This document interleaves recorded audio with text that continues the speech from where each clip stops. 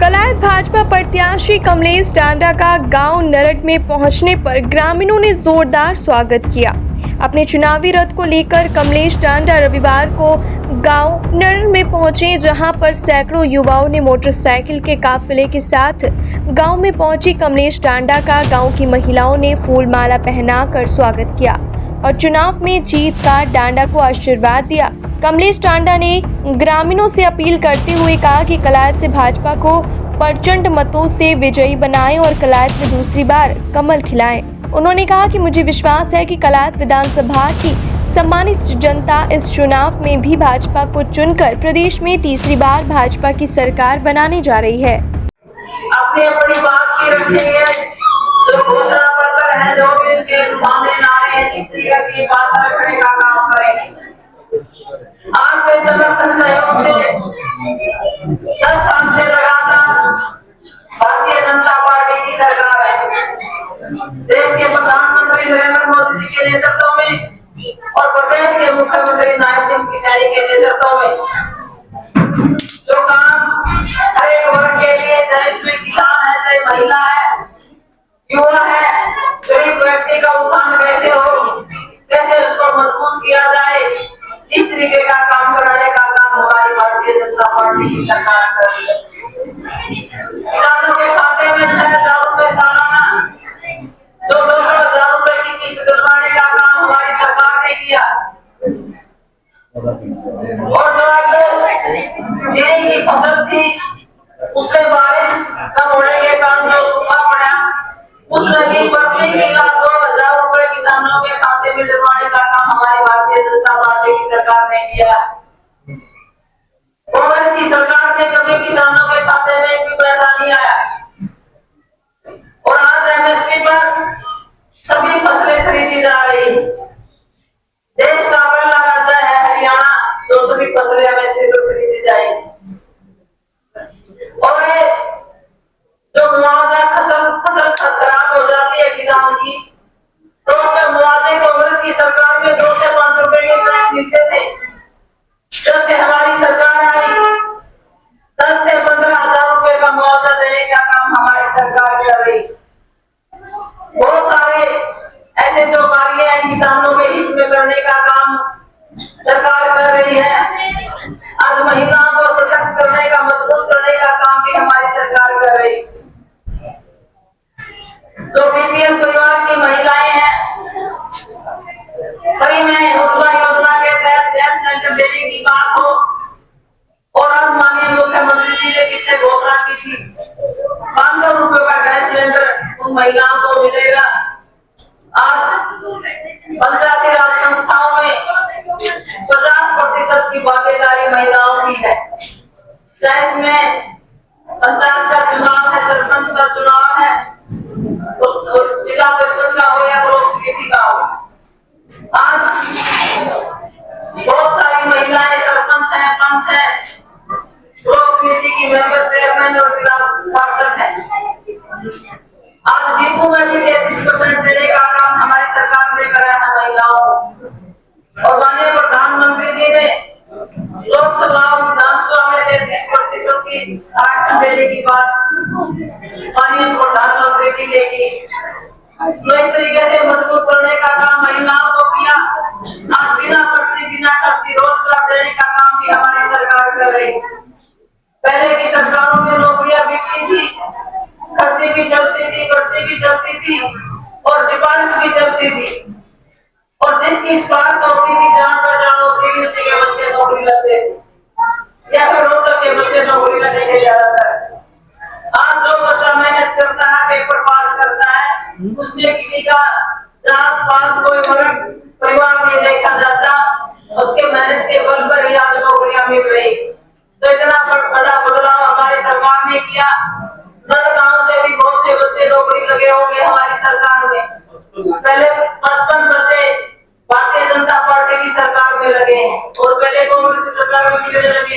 1 लग गया था। कहाँ 1 और कहाँ 55? तो इतना बड़ा बदलाव हमारी सरकार ने किया है। और मैं लगातार हर गांव में जाने का काम कर रही हूँ। सभी गांव में कहीं 50, 55, 100, 150, 250 और काकोद गांव में तो 300 के करीब बच्चे नौकरी लगे।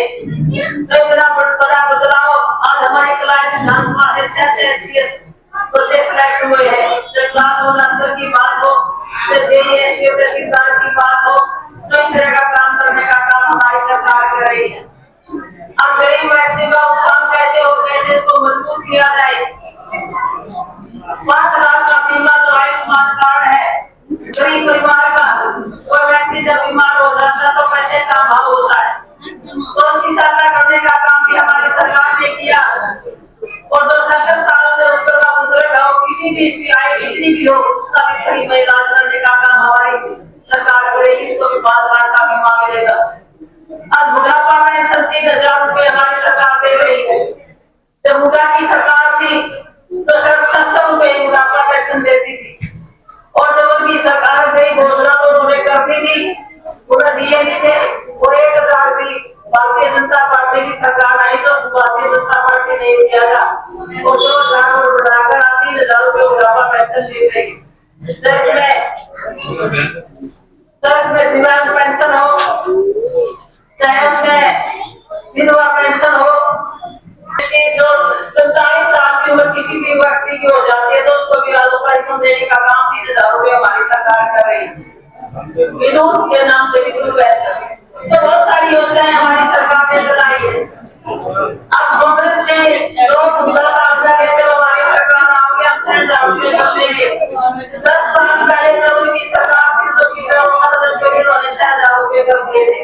तो इस तरह के जो नारे करने का काम कांग्रेस की सरकार प्रत्याशी आपके बीच में आएंगे।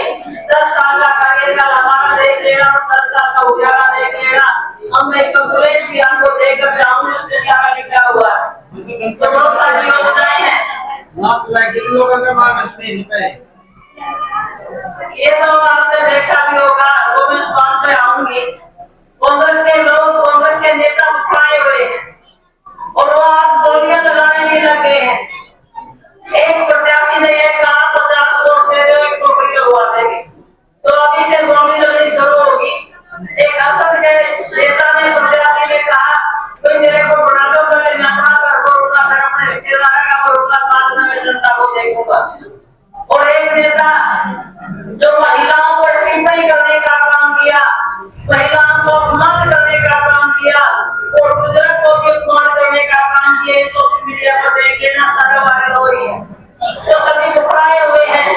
आपके समर्थन सहयोग से तीसरी बार भारतीय जनता पार्टी की सरकार हरियाणा में बढ़ रही है और हमारा हरियाणा का इतिहास रहा है।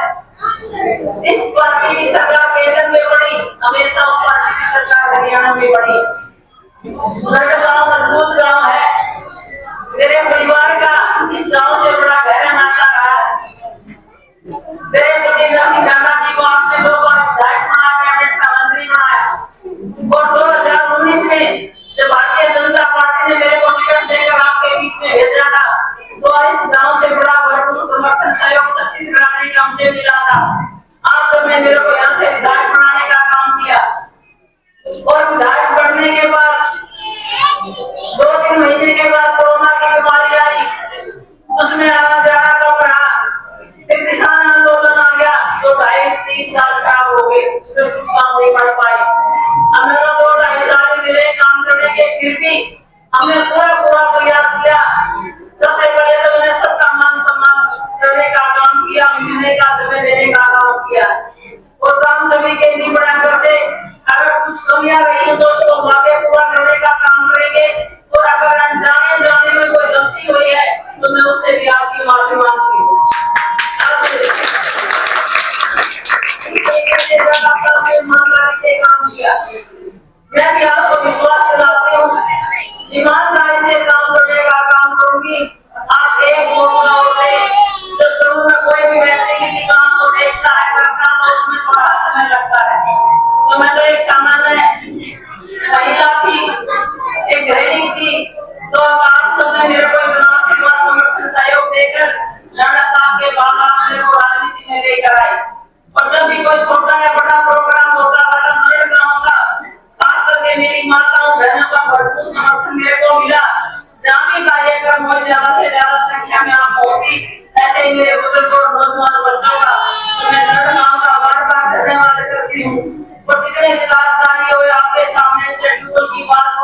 पानी का बोर लगाने की बात हो, बड़ी गाड़ियों की बात हो, चौपालों की बात हो, कानूनों की बहुत जरूरत है।